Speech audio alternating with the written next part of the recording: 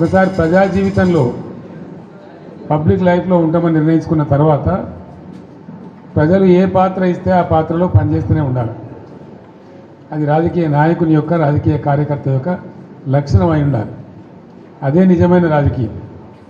లేకపోతే రాజకీయాలకు ప్రజా జీవితానికి అసలు అర్థం లేదు, ఒక లక్ష్యం కూడా లేదు. అది గుడ్డెద్దు చేనులో పడి మేసినట్టుగా ఉంటుంది. ఇది ఒక నిరంతర ప్రక్రియ. ఈ ప్రక్రియను ఒకసారి మనం ఈ జీవితాన్ని ఎంచుకున్న తర్వాత నేను రాజకీయాలలో ఉండాలి, నేను ప్రజా జీవితంలో ఉండాలి అని ఒకసారి అనుకున్న తర్వాత నిరంతరం పనిచేస్తూనే ఉండాలి.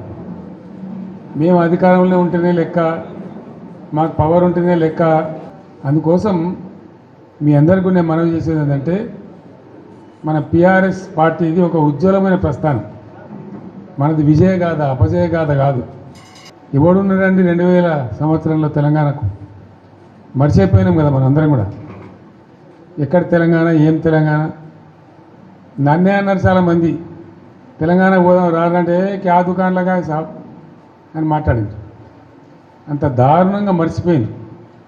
కంప్లీట్ బానిసలం అయిపోయినాం కదా ఆ రోజు. మన భాషను మాట్లాడడానికే భయపడ్డ రోజులు అది.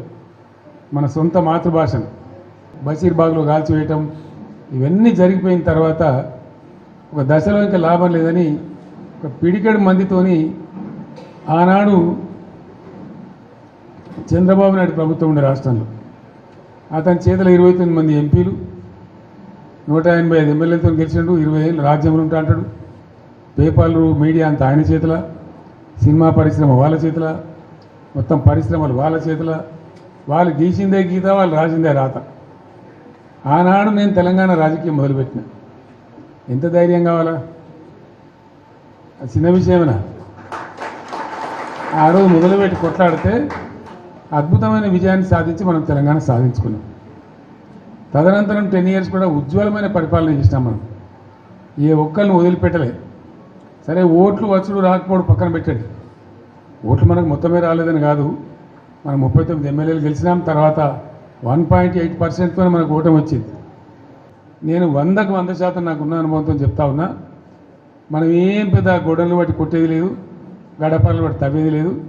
పార్టీని పెట్టుకొని ఉంటే చాలు. టార్చ్ లైట్లు పెట్టుకొని ఉరికెత్తారు మళ్ళీ మన దగ్గరికి.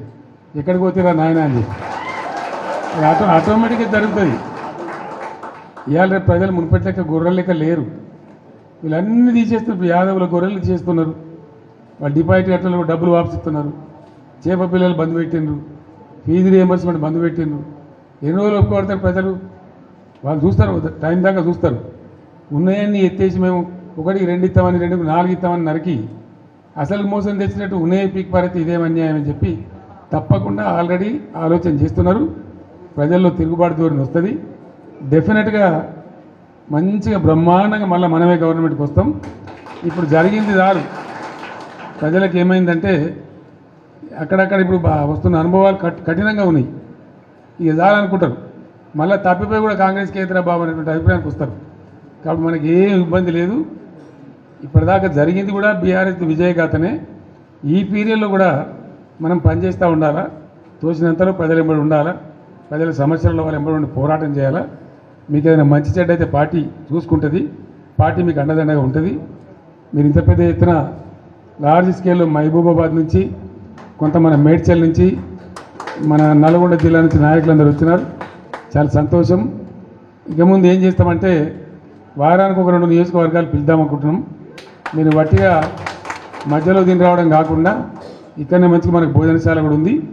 మీకు ముందే వస్తే చెప్పి వస్తే ఏమైందంటే ఒక 1000 మంది వచ్చిన బాధ లేకుండా ఇక్కడ మంచిగా భోజనాలు ఏర్పాటు చేస్తాం. మనం కాసేపు మంచిగా మాట్లాడుకోవచ్చు. అది నియోజకవర్గాల డేట్లు మేము త్వరలో ప్రకటిస్తాం. ఆ ప్రకారం వచ్చినట్టయితే కాన్స్టిట్యున్సీ బై కాన్స్టిట్యున్సీ ఈజీ ఉంటుంది.